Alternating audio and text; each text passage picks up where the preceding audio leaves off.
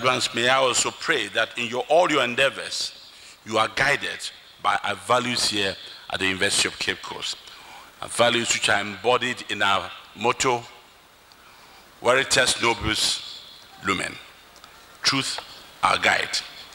Keep the university flag flying high by your unblemished professional conduct and your unimpeachable integrity.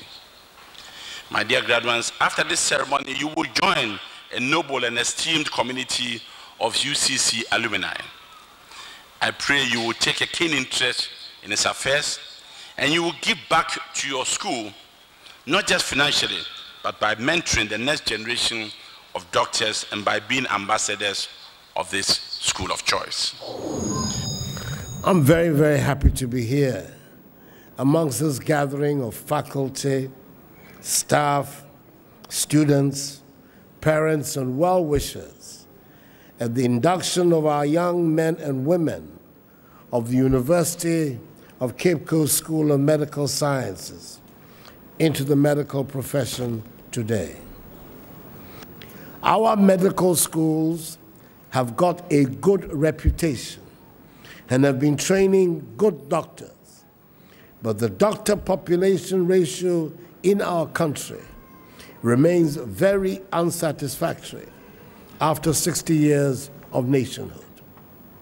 We have trained a lot of doctors, but many are not practicing in Ghana.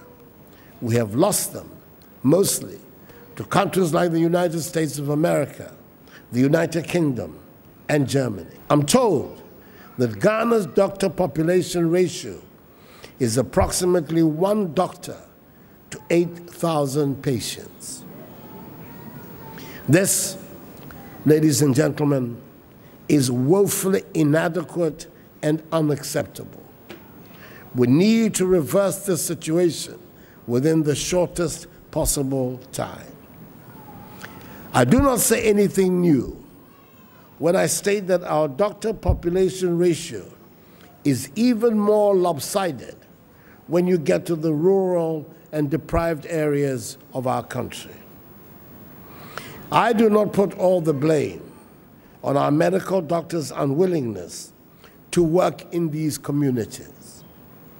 If we have a good road network and good schools are available around the country and not only in the urban centers, if we have electricity supply in all communities, we would not have to be asking, indeed, insisting that our young doctors go to work in the rural communities.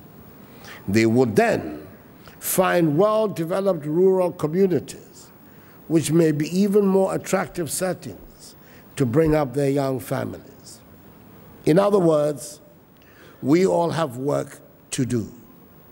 None of our sectors stands alone.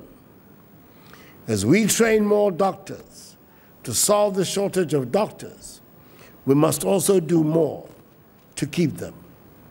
We'll only retain our trained doctors and other professionals when agriculture and industry are thriving, when we have better roads, better communications, better schools, better housing, reliable and cheaper power supply, better drainage, and better salaries.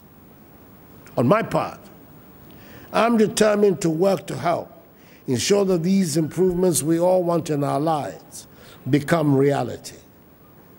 Until that is done, we have to equip those currently in training and the fresh doctors to do a little more out of the ordinary to bring relief to the present situation. We know the problems that bedevil the health sector. There's the challenge of bridging the equity gap in access to health care between urban and rural Ghana, between the rich and poor, in the production and distribution of health personnel, in high under 5 and maternal mortality rates, and in neglect of the mental health sector. Some of the answers lie in improving the physical infrastructure of the health sector, and government will strive to complete ongoing projects around the country. The National Health Insurance Scheme, NHIS, that great social legacy of the outstanding Ghanaian statesman, His Excellency JONAH Akufo-Addo, former President of the Republic, is at the core of our health delivery system, and we have a duty to make it work. Its finances have to be sorted so that our health workers can be unencumbered and free to do their work. My government is determined to solve this urgent problem of unpaid bills to healthcare providers. So far, government has, by dint of prudent management, within the short space of 7 months, cleared 560 million cedis out of the 1.2 billion of debt inherited.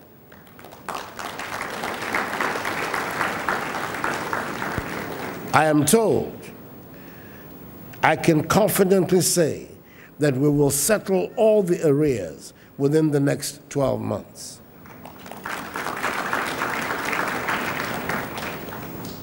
This year, we're up to date on the payment of claims to service providers.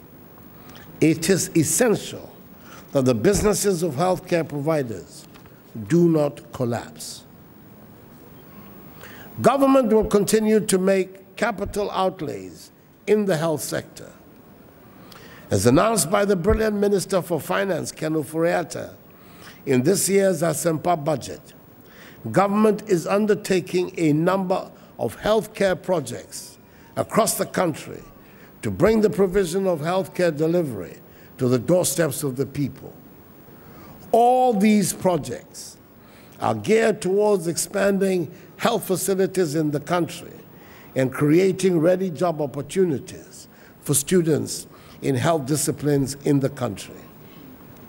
We have a duty to ensure that this school is well equipped to produce capable medical doctors with all the skills needed to improve the quality of medical practice in our country. It is my expectation and hope the graduates from this school will be motivated to take on the challenge and the opportunities for higher achievement through innovation and creativity in the science and technology-led, knowledge-driven global economy. The early Ghanaian doctors of legend, the pioneers who built the medical profession, such as Charles Eastman, Silas Dodu, Cornelius Kwakupom, and Felix Konote Ahulu, amongst others, on their return home from qualifying in England, went to work in the rural areas with relish and enthusiasm at a time when our country was less well developed and with fewer infrastructure. The missionary and sacrificial aspect of this noble profession, young doctors, must not be lost on you. May I ask that as you become practicing doctors, you're also active citizens and bring doctors' perspective to public issues. I look forward to you not being narrow in outlook, but developing and maintaining healthy interest in music, the arts, literature, the environment, sports. And yes, I want each one of you to be a Renaissance man or woman. The University of Cape Coast has equipped you with first-class training, and you're ready to take on the world by serving your society and humanity through the skills you have acquired here. I congratulate each one of you on behalf of the government and people of Ghana, and share in the deserved pride and joy of your families. I feel privileged to have been invited to be part of this special occasion with you. I wish you all the best in your future endeavors. Thank you, and may God bless us all in our homeland, Ghana, and make her great and strong.